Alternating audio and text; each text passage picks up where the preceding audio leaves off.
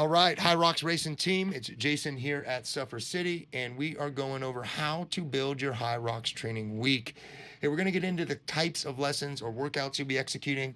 We'll also go into the physiological pathways we want to affect with the workouts, and then we'll also go into how to construct your training week day by day and block by block. All right, so let's get into it. And I got to state first out of the gate that the goal with any training plan or any training week is to give your body the most amount of training volume from which it can recover. Another way of saying that is we want to train enough, definitely not too much, and certainly not too little. And so that's what these training programs do, but you need some education. You got to learn a little bit about your body, about the training, about how your body responds to the training before you could really start dialing it in. So hopefully this information helps. All right, here are the 4 types of training lessons or workouts that you'll be seeing throughout the course of the program. We've got aerobics, you've got strength, you've got your speed workout, as well as your engine. Now, you could likely tell from each name of each workout that they will affect a different aspect of your physiology. But the real important thing to consider here is these workouts are really nothing other than the tool. They don't do anything themselves other than give you the opportunity to affect change at the physiological level. So here's what I'm talking about. Ultimately, this is what we're aiming to affect. Now, again, you can think of the workout as sort of having a gun or a bow and arrow in your hands. But we're aiming at these targets here, these physiological pathways. And we're going to use the workout to either hit the target or not. And so what I mean by that is when we get into each workout, it's not enough that we just do it. We got to do it right.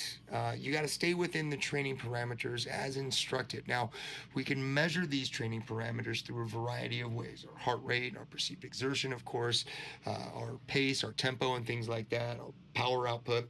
But ultimately, it's important to realize that, hey, not only do I have to do these workouts, but I have to affect change at these physiological levels long term in order to ultimately progress and produce the results I'd like to see on that HYROX race course. All right, now how do we use each workout or tool to leverage the benefits of each physiological pathway? And how do we structure it throughout the course of the week so that I'm using my time most effectively? And so, hey, realizing that not all of us have 20 hours a week to train, let's use 10 hours as a baseline amount of training volume. Now, 10 hours may seem like a lot, and if you're training 5 or 6 hours right now, it is a lot. And so if you're at that 5-6 hour range, I don't encourage you to immediately bump up to a 10-hour a week volume, but rather maybe bump up to 7 and then give 8 a try. And then maybe from 8, you could increase your volume upwards towards 10. But 10 is a good amount of volume, and I think it's the type of volume that most of us can fit into our training week if we tried really hard. So using 10 hours as a baseline training volume, how would we distribute that throughout the course of the week to get the most benefit for us? Now, of course, we're all at a different point in the training phase, at a different point in our fitness journey. And so we've all got strengths and weaknesses unique to ourselves. So we've got to do a self-assessment. Do I need more aerobics and long endurance? Do I need more high intensity output, VO2 max, or some of that lactate threshold or muscle endurance? Do I need pure strength? For a lot of people who have never done strength training, that's going to be a big target getting out of the gate. And so you need to make that determination for yourself how you want to distribute the training volume you have available to you. And once you've done that, you can pick and choose your workouts knowing which workout will affect which training physiological pathway. Now, it's also important, or at least what I do, is I will split up each training day of the week into an AM and PM block. I just think about that visually in my mind. It kind of gives me the feeling that I've got 2 days in one to get my training volume in. And so if I could just ensure I get my morning session in before a drop dead time, that allows me the necessary recovery time between workouts so I could feel ready going into my PM workout. And generally for me, that's anywhere from 4 to 6 hours, gives me enough time to feel like I'm back in a ready state and I could effectively attack the next workout and hit the target I'm aiming at. All right. So now that we've got 2 days in one, and now that we have identified for ourselves what's that prioritized physiological target or targets we want to aim at throughout the course of the week, we can begin selecting our workouts and at minimum, at least placing them on our schedule throughout those 2 training blocks per day that we have. Now, the beginning of my week is generally slightly more structured than the middle and the end. I can usually get my first workout in when and where I want and how I want. My second and third one may also be on target in terms of getting it in at the time and the day that I had scheduled it. But there comes a time when my body or me are just not ready for this program or the workout that I've got scheduled that day. What to do then? This is where we need to exercise some flexible intuition. What I mean by that is we don't always have to do exactly what we think we have to do. We need to feel our way through some of this program. And the body is a great signal. And so listening to that signal is important. Now, we need to also be able to distinguish between just being easy on ourselves or listening to the body and giving the body what it needs. So that level of discernment is up to you. I can't hold your hand through that. But what you can do in the event that you've got an engine workout prescribed to you, but you just genuinely, even if you tried, you couldn't muster the energy to get through it, well, maybe you can audible, provided you have the time, to a zone 2 long aerobic session, or maybe you hit up a strength workout that doesn't require the constant intensity, or perhaps you've got an aerobics workout scheduled but you don't have the time. What then? Well, hey, maybe audible to something you do have the time for, strength workout, some type of speed workout perhaps.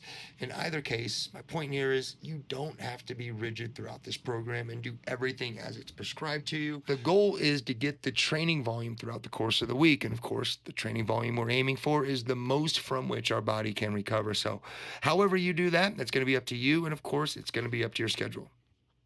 But what about when to cancel or bail on a workout? Now, being flexibly intuitive here, there's going to be times when you can just sense that it's just not going to happen today. Now, in a lot of those cases, I'll encourage you to give it a go anyways. Get to the gym. Once you get to the gym, do some prehab, do some warm up. Once you've done warm up, if you feel okay, then start the workout. Now, you may get 10 minutes into the workout and it's just not going to happen. I understand that. Sometimes, either mentally or physically, we just cannot engage. And then there's times when physiologically our body's just not responding. And no matter how hard we try and no matter how much exertion we're giving, the heart rate's not going to get up and the power's not going to get where we need it to be. And so we got to abort the mission, and that's okay. It's better to learn this way than to not even try and not experience the learning process. And so it's okay. There are times when you got to stamp that one is not going to happen today. And this is generally why I journal a lot of my training. I'll log even days where I can't seem to hit the target and I got to abort the mission. I'll write about it, talk about what I was thinking, what I was feeling, and why I may have found myself in that state. And then it's done. It's over. I close the book and move on. And so maybe that can help you if you ever feel like you get down on yourself because, I didn't do the workout or I didn't hit the target. Try journaling. It's a good little quick after action. You can kind of beat yourself up for it in the moment. And then again, you get to move on and live the fight another day. All right, HYROX Racing Team. We've covered quite a bit. And now I could talk about this stuff all weekend. And in fact, each and every topic we went over tonight probably deserves its own weekend of content.